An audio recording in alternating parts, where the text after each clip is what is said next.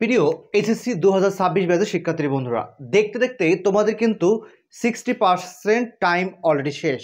সুতরাং এখন দরকার তোমাদের যে 40% টাইম আছে এই টাইমটাকে প্রপার ইউটিলাইজ করা, কারণ কিছুদিন পরেই কিন্তু তোমাদের টেস্ট পরীক্ষা এবং তারপরে কিন্তু তোমাদের বোর্ড পরীক্ষা। সুতরাং এই সময়টাতে তোমার দরকার উপযুক্তভাবে প্রস্তুতি নেওয়া।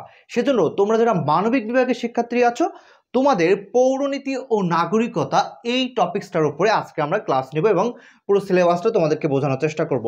এবং সেই সাথে সাথে এইচজিবি স্কুল তোমাদের জন্য এইচএসসি 2026 অর্থাৎ কি তোমরা যারা এইচএসসি 2026 আসছো, তোমাদের মানবিক এবং বিজ্ঞান বিভাগের জন্য টপিক ওয়াইজ প্রতিটা সাবজেক্টের ক্লাস তোমরা আমাদের সাথে করতে পারবে। এবং মনে রাখবে যে এইচএসসি 26 ব্যাচের জন্য ফুল সলিউশন থাকবে আমাদের এইচজিবি স্কুলের পক্ষ থেকে। তার আগে বলে রাখি, তোমরা যারা মানবিক বিভাগের শিক্ষার্থীরা আছো, তোমরা প্রায়শই চিন্তা করো, তোমরা নিজেদেরকে প্রায়শই দেখা যায় যে তোমরা নিজেদেরকে একটু কম মেধাবী ভেবে থাকো, যে যারা শুধু সায়েন্স নাই তারাই হয়তো অনেক বেশি মেধাবী, আমরা হয়তো তাদের থেকে একটু কম মেধাবী, এইটা তোমরা চিন্তা করো। বাট এই চিন্তার জায়গাটা তোমাদেরকে আজ থেকে একটু পরিবর্তন করতে হবে। কারণ তুমি যদি দেখো বাংলাদেশের টপ র্যাঙ্কিংয়ের যে জবগুলো আছে, টপ র্যাঙ্কিংয়ের যে আমাদের যে ক্যাডার সার্ভিসের যে জবগুলো আছে, 29টা কি 26টা ক্যাডার, সেই 26টা ক্যাডার সার্ভিসের এই জবে প্রায়শই যে কোশ্চেনগুলো এসে থাকে এবং কোশ্চেনের প্যাটার্ন যদি তুমি দেখে থাকো, দেখবে পৌরনীতি, নাগরিকতা, ইতিহাস, বিশ্ব সভ্যতা, তারপর হচ্ছে অর্থনীতি, অর্থাৎ মোটামুটি আর্টসের সাবজেক্টগুলো থেকে, মানবিক বিভাগের সাবজেক্টগুলো থেকে প্রায়শই কোশ্চেন করা হয় এবং এই সিলেবাসটাকে ফলো করা হয়। সব কিছু মিলিয়ে তুমি কিন্তু অনেক দিক থেকে এগিয়ে থাকবে সব জায়গায়। সুতরাং এখানে কিন্তু তোমাকে নিজেকে ছোট ভাবার কোনো প্রয়োজনীয়তা আছে বলে আমি মনে করি না। সুতরাং তুমি চেষ্টা করবে যে তুমি যেখানে আছো, তুমি যে পজিশনে আছো, সেই পজিশন থেকে সর্বোচ্চটা করার চেষ্টা করতে হবে।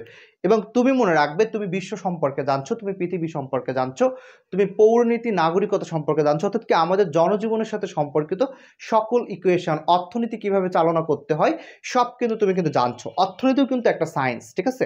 সুতরাং তুমি তোমার জীবনে চলার জন্য, তুমি সামাজিকভাবে, তুমি মানসিকভাবে, তুমি আর্থিকভাবে সব কিছুতে ইমপ্রুভমেন্ট করার জন্য তোমার কিন্তু খুব সুন্দর একটি সাবজেক্ট বা সুন্দর একটি বিভাগ হচ্ছে মানবিক বিভাগ।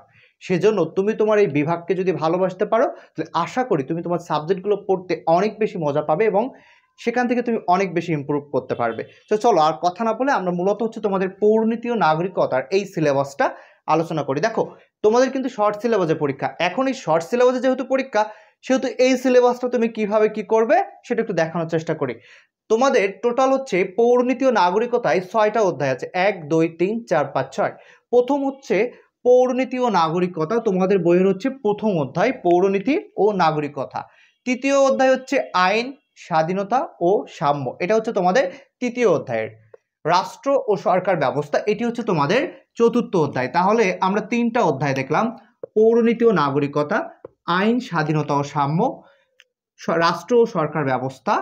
এরপরে হচ্ছে বাংলাদেশের সরকার ব্যবস্থা, গণতন্ত্রের রাজনৈতিক দল ও নির্বাচন, বাংলাদেশের স্থানীয় সরকার ব্যবস্থা, অর্থাৎ আমাদের স্থানীয় সরকার ব্যবস্থা, তারপরে হচ্ছে আমাদের দেশের কোন রাজনৈতিক দলগুলো গণতান্ত্রিক রাজনৈতিক দল এবং তাদের নির্বাচন প্রক্রিয়া কি, বাংলাদেশের সরকার ব্যবস্থা কেমন, সংসদীয় সরকার ব্যবস্থা নাকি হচ্ছে একনায়কতান্ত্রিক সরকার ব্যবস্থা, অর্থাৎ কি কোন ধরনের গণতান্ত্রিক সরকার ব্যবস্থা, সবকিছু মিলিয়ে এটা আমরা এই অধ্যায়ে আলোচনা করব। রাষ্ট্র সরকার ব্যবস্থা, এখানেও এই অধ্যায়টার পরে হচ্ছে এই অধ্যায়টা, অর্থাৎ কি এটা রাষ্ট্র সরকার ব্যবস্থা, টোটাল ওয়ার্ল্ডের রাষ্ট্র সরকার ব্যবস্থা নিয়ে এখানে আলোচনা করা। সেখান থেকে হচ্ছে তারপর হচ্ছে বাংলাদেশের সরকার ব্যবস্থা নিয়ে আলোচনা করা। আইন, স্বাধীনতা ও সাম্য, এই 3টা বিষয়ের উপরে হচ্ছে এই অধ্যায়টা, অর্থাৎ কি আইন, তারপরে কিভাবে স্বাধীনতা, একজন মানুষের কতটুকু স্বাধীনতা থাকা উচিত বা একজন মানুষের কি কি স্বাধীনতা আছে সেই বিষয়ে এখানে আমরা পাবো।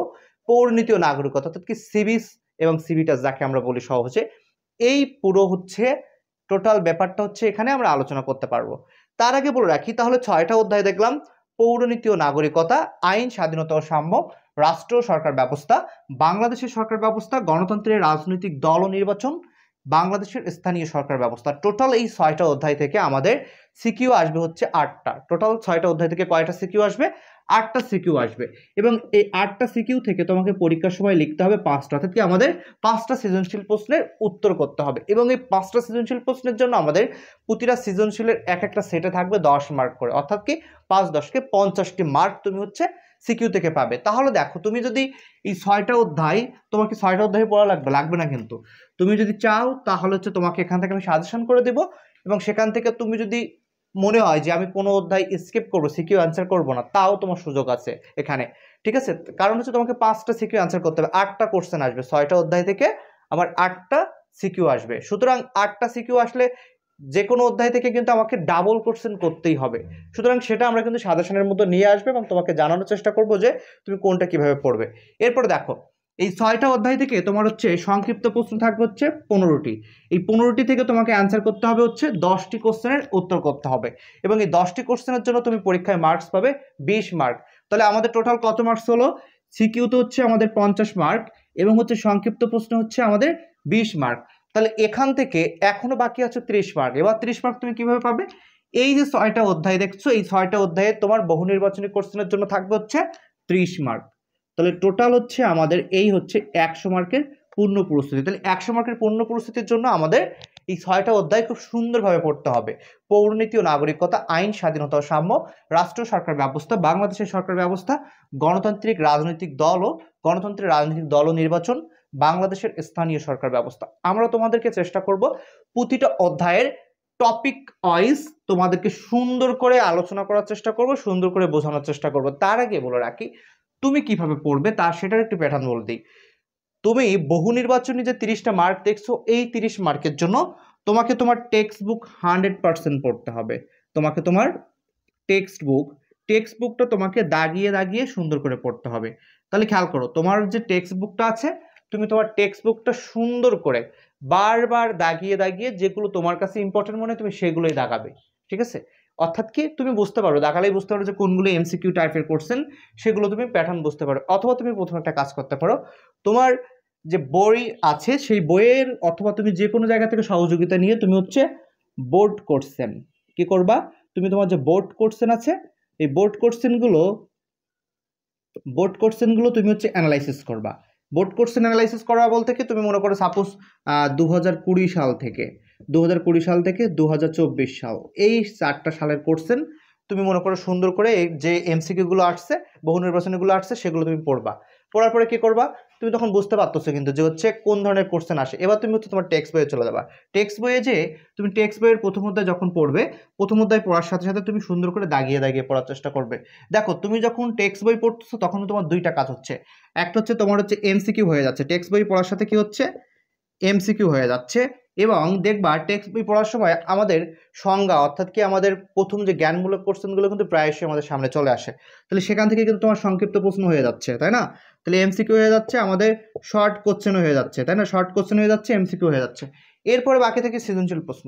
এখন দেখো তুমি যদি পুরো বইয়েরটা যদি সব পড়ো, তুমি যদি পুরো টেক্সট বইটা পড়ো, তাহলে কিন্তু সৃজনশীলের যে ধারণা এবং সৃজনশীল যে কোনো টপিকস থেকে আসলে তোমাকে কিন্তু অন্তত খাতা নিয়ে বসে থাকা লাগছে না পরীক্ষায়, তুমি কিন্তু কিছু না কিছু লিখতে পারবে। সুতরাং হচ্ছে সিকিউ কিন্তু তুমি পাচ্ছ, অর্থাৎ কি একের ভিতরে সব, তাই না? অর্থাৎ কি তুমি একটা বই টেক্সট বই পড়লে তুমি কিন্তু একসাথে 3টা জিনিসই পাচ্ছ। সুতরাং আমি বলবো তোমরা গাইড নির্ভর কেউ হবে না, বরং তোমরা টেক্সট বই নির্ভর হবে। টেক্সট বইটাকে সুন্দরভাবে পড়ার চেষ্টা করবে। গাইড বইটা হচ্ছে তোমার জাস্ট হচ্ছে প্র্যাকটিসের জন্য, এটা তোমার জন্য মেইন বুক না, বা তোমার এটা পঠিত কোনো পাঠ্য কোনো বই হতে পারে না আমার কাছে মনে হয়। সুতরাং তুমি চেষ্টা করবে যে তোমার টেক্সট বইটা সুন্দর করে অ্যানালাইসিস করবে। তুমি মনে করো গাইড বই 100 বার পড়বে আর টেক্সট বই 5 বার পড়বে, আমার মনে হয় টেক্সট বই 5 বার পড়লে গাইড বইয়ের থেকে শতগুণ কাজ দেবে। সুতরাং হচ্ছে তুমি টেক্সট বইটা সুন্দরভাবে পড়ার চেষ্টা করবে, এবং আমরা প্রতিটা টপিক ওয়াইজ তোমাদের সিকিউ, এমসিকিউ এবং হচ্ছে বহুনির সংক্ষিপ্ত প্রশ্ন সব কিছুর জন্য আমরা সাজেশন দেবো, এবং হচ্ছে তোমাদেরকে ধারাবাহিকভাবে পড়ানোর চেষ্টা করব। সুতরাং তোমাদের সাথে আমাদের এই জার্নিটা আশা করছি অনেক সুন্দর হবে, এবং এইচএসসি 26 ব্যাচে তোমরা যারা বিজ্ঞান এবং মানবিক বিভাগ আছো, তোমাদের 100 প্রস্তুতি এইচজিবি স্কুলের সাথেই হবে, এবং এবছরের এইচজিবি স্কুলের সাথেই তোমরা এই 100 মার্কের প্রস্তুতি নিতে পারবে প্রতিটা সাবজেক্টের। এবং আমাদের ভিডিওগুলো তোমরা আমাদের ইউটিউব চ্যানেল এবং হচ্ছে আমাদের ফেসবুক পেজ উভয় জায়গায় সমানভাবে পাবে। সুতরাং তোমরা আমাদের সাথে থেকে, এবং তোমাদের প্রয়োজন অনুযায়ী আমরা লাইভ ক্লাসও দেবো। সব মিলিয়ে তোমাদের সাথে আমরা থাকছি এবছরে এসএসসি 2026-এর সাথেই। দেখা হবে সকলের সাথে ক্লাসে, সে পর্যন্ত সকলে সুস্থ থাকবে, ভালো থাকবে। ধন্যবাদ।